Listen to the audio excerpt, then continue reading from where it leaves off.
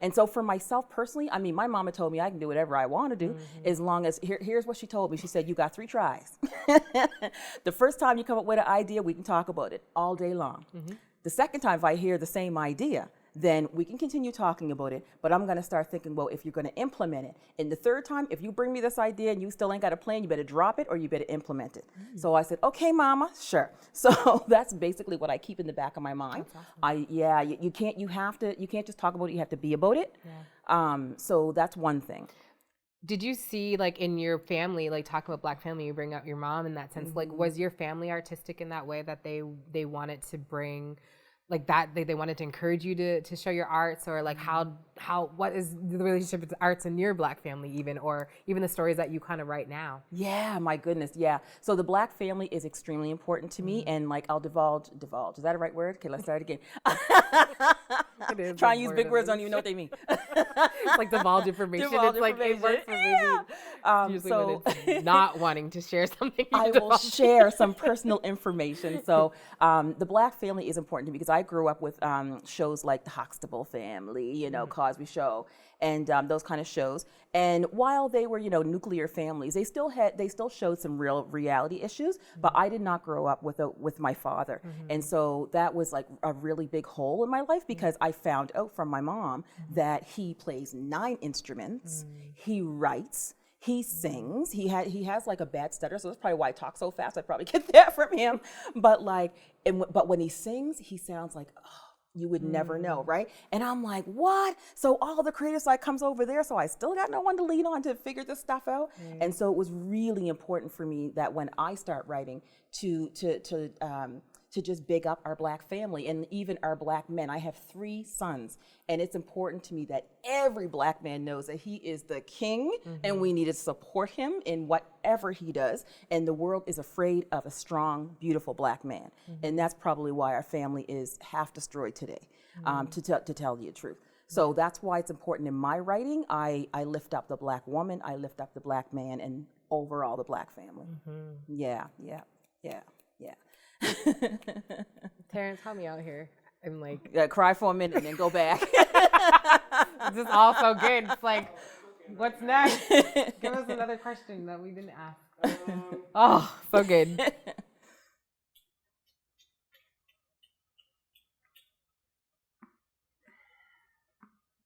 the family's such a big topic. I mean, like, we could go in. You just touched a bit on telling the stories of Black women. Yeah. And Black men being kings. Is there? Yeah, I guess. What is do you have something? No, I'm like, I'm curious specifically what that role, what are some of those characteristics from women that you make sure that stick out, that stand out? Yeah. What is it about the role of women? What are the characteristics of women that you're helping too? One, keep the family together. 2, continue to do the work that we need to do. Continue to progress and move forward. Like, what are some of those characteristics that say, like, Black women are the queens of the soil for this reason? Right. Okay. I don't know if I can answer that. Y'all don't jack me up if I can't answer that. But we'll I'm gonna work try. together. I'll try too. We'll try to answer it. Another thing too, right? We're doing it together. Conversational as it can be, right? Yeah. There's a bit of an interviewish element, but I think that's also like a respect thing too. Like, but this is comrades. Yeah, for sure. Right? So, yeah, definitely. Okay, let's do it. Goodness. Well, I mean, actually, too, personally, in my family, when you speak about, like, you know, where do you start to get that strength? My aunt, she actually used to put on or enter variety shows.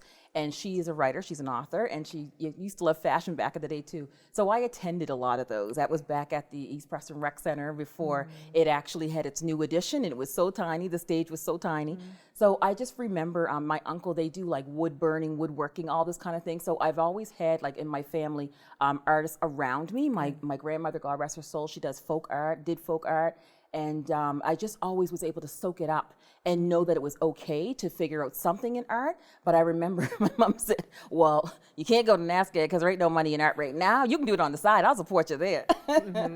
Yeah, but basically, I find the resilience that it takes for the Black family, and especially like in support, is, goodness gracious, you have to be strong. You have to be spiritually grounded.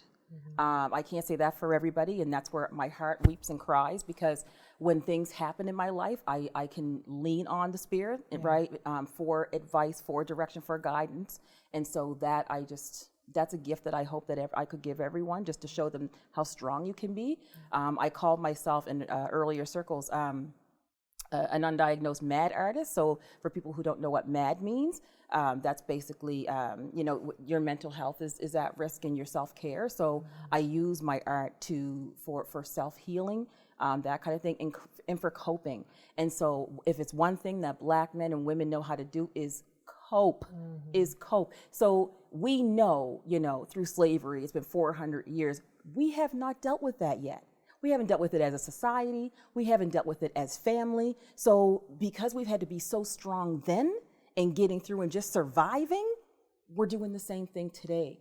And so it's sometimes it feels like it's not even okay to have a breakdown, to have a meltdown, to do self-care. Oh, you're being selfish because you got children to take care of, right?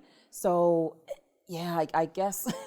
And do you express these themes in your work, in your writing, in a way? Like, does it explicitly come out like in a characteristic that one of your characters would have, or like, is it the way that they're like shaped, or they're like, how do you work with those elements in what you create? Yeah, well, I find that I'm always putting in a strong grandmother. Yes. I'm always putting in a strong mom. I'm always putting in different levels of Black men. So I call it broken, toxic, and healthy, right? Those are the elements that I like to deal with Black men and Black women in my stories, because the toxic ones, those are the ones that'll use you and abuse you and everything else. The healthy ones, that's a given. They're well balanced and whatnot, and the broken ones can go in between.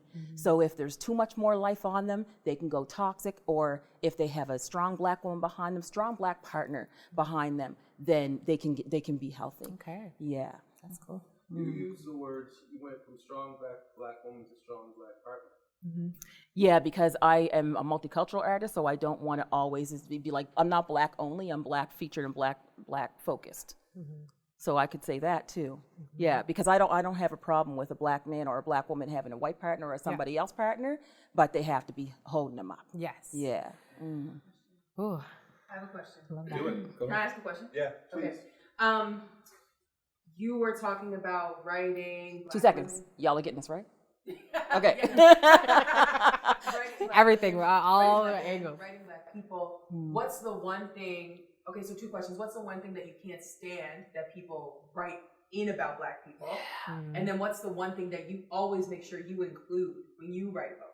Okay, so the one thing I can't stand is writing stereotypes, because they don't know the lived experiences that led to those stereotypes. So if you're going to write about our stereotypes and write about our healing, write about the fact that we also have Black and brown mothers and fathers that hold us up too, that send us to college, that send us to university, write about that too, right? And what was the second part of your question again? What do you always make sure you include when you're writing from like a lived experience perspective? Okay, so from a lived experience perspective, in most of my characters, I have to show the balance. Again, I go back to the toxic, broken, healthy. You need to show the balance, because boy, we've been through a lot. We've been through a lot. And I show, I like to write, I have one play and the sister is dating 2 guys. Okay. But then someone on the side, he said, okay, well, yeah, but that's trifling. And I said, well, she hasn't had sex with him yet. Yeah. Okay. Because basically her man was a good man, but not holding her up. So then she drifted away.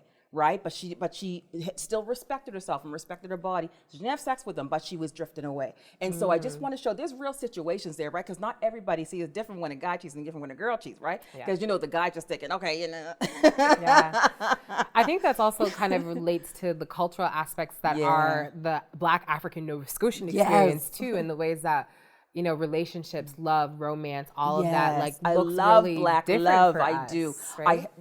I'm so sorry. I have to say I love Black love.